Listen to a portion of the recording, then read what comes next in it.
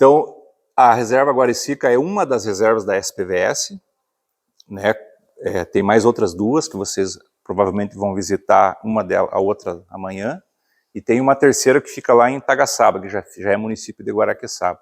Todas essas 3 áreas ficam dentro da grande reserva Mata Atlântica, tá?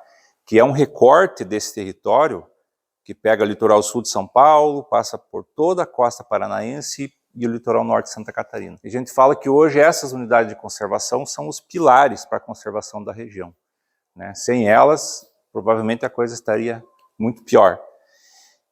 E essa região, gente, é uma região que ainda guarda características originais do bioma Mata Atlântica, né? Por exemplo, animais topo de cadeia, a onça pintada ainda tem aqui, onça parda, né, os grandes felinos, temos mamíferos, a anta, por exemplo. Então, toda a cadeia, né, alimentar, ela está, de certa forma, equilibrada aqui nessa região ainda, né? Trabalhamos com o mico-olhão da cara preta, que é um primata que foi descoberto aqui na década de 80, portanto, bem recente, né? Temos um trabalho com ele e mais recentemente estamos trabalhando com esse bicho aqui, não sei se vocês conhecem, que é a arpia, né? Um baita de um gaviãozão.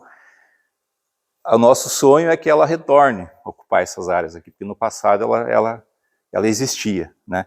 Isso aqui, na verdade, mostra o que era a Mata Atlântica, né? Completa, né? Com o mico-olhão, com a onça, com a arpia, com toda essa diversidade aí.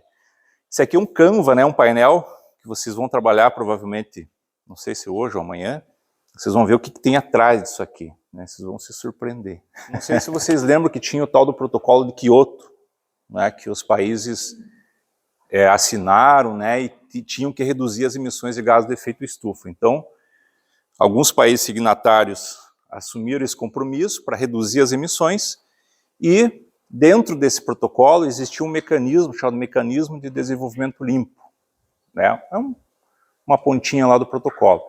O que esse mecanismo fazia? Ele permitia com que empresas, por exemplo, empresas lá dos Estados Unidos e tal, investissem em países em desenvolvimento em projetos de restauração ecológica para captar, sequestrar carbono ou mudança de matriz energética. E foi dentro desse contexto que nasceram as reservas naturais. A gente conseguiu um financiamento com algumas empresas, compramos aqui mais de 40 fazendas de búfalo, porque o objetivo do projeto, então, era fazer o sequestro de carbono, portanto, tínhamos que plantar árvores, as áreas tinham que ser degradadas.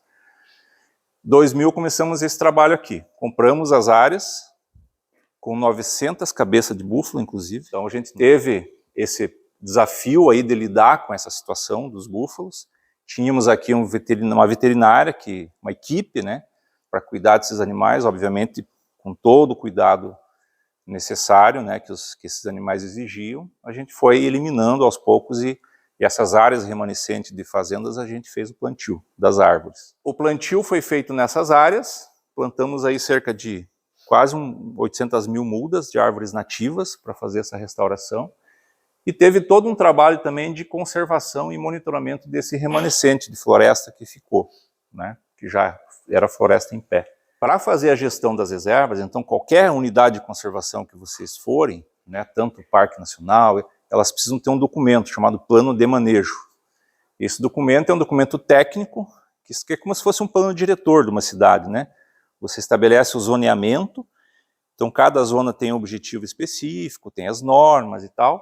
Então as nossas áreas aqui têm esse documento, o que não é muito comum você encontrar em outras unidades de conservação. E a coisa legal, gente, que aconteceu, quando a gente começou os trabalhos aqui, a gente precisava de mão de obra para trabalhar nas reservas. A gente teve a grande sacada de contratar as pessoas da comunidade para trabalhar, sabe? No início, a gente, pô, será que vai dar certo, não vai e tal? Mas depois a gente viu que foi a melhor coisa que a gente fez. O Toninho, né? Depois ele vai contar um pouquinho da história dele, é uma dessas pessoas que está desde o início aqui com a gente. E deu super certo. No início o projeto contratou mais de 60 pessoas assim para trabalhar. Em plantio, em fiscalização da área, em acompanhamento de pesquisadores, uma série de atividades que estão dentro do plano de manejo, né? Mas o ponto-chave é que hoje a gente tem a melhor equipe para trabalhar dentro de uma unidade de conservação. São as pessoas da comunidade, né? De quebra a gente gera renda, a gente movimenta a economia e todo mundo se beneficia com fiscalização. Essas pessoas que trabalham com a gente, que eram da comunidade, percorrem essas trilhas. A gente tem mais de 370 quilômetros de trilha nas 3 áreas.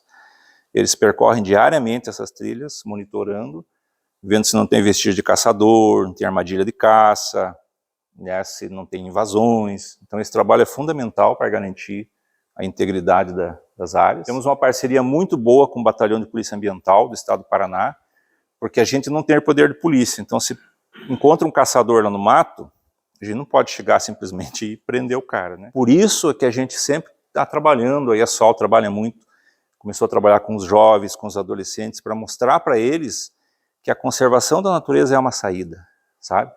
Para que eles não sigam o caminho dos pais, não vão caçar, não vão correr o risco de ser preso, fazer atividade ilegal. Existe um outro caminho, sabe? Para isso, a gente tem um plano de fiscalização. Essas pessoas que trabalham com a gente, que eram da comunidade, percorrem essas trilhas. A gente tem mais de 370 quilômetros de trilha nas 3 áreas.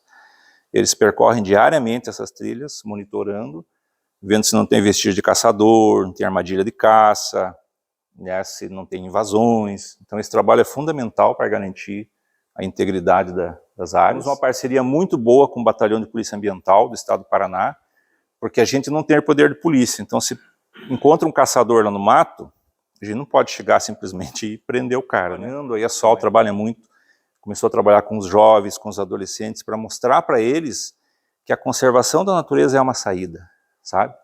Para que eles não sigam o caminho dos pais, não vão caçar, não vão correr o risco de ser preso, fazer atividade ilegal. O efetivo está muito aquém do que é necessário, né?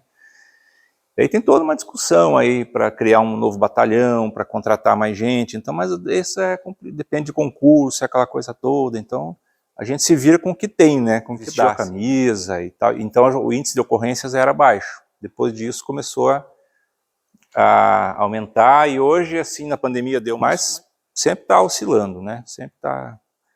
Por isso que é importante esse trabalho agora da Grande Reserva, né? Esse trabalho que a SOL faz de educação para conservação, para mostrar para eles que tem outras coisas para fazer, né? Não é só usar os recursos naturais de uma forma ilegal e desenfreada, né? Paga lá 100, 200 reais, o mesmo valor que eles pagariam que eles receberiam pelo bicho morto, eles recebem para instalar e monitorar essas armadilhas. Ou seja, é muito mais sustentável, né? Só para ilustrar a coleta de semente, produção de mudas. Tivemos algumas situações assim, por exemplo, áreas alagadas. Como é que a gente faz a restauração de área alagada?